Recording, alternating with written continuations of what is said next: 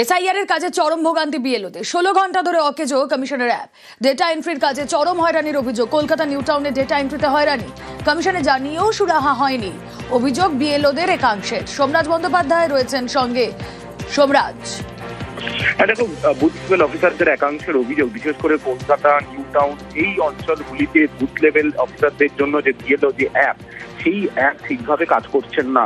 অনেকেরই form down uploading এবং digitisation প্রক্রিয়া করতে পারছেন না, তেমনটাই অভিযোগ। এবং গতকাল থেকে এই সমস্যার মধ্যে পড়েছেন একাধিক বুথ লেভেল অফিসাররা বলেই অভিযোগ। যদিও এই অভিযোগের নিরিখে এখনো পর্যন্ত কমিশনের তরফে কোনো বক্তব্য জানতে পাওয়া যায়নি।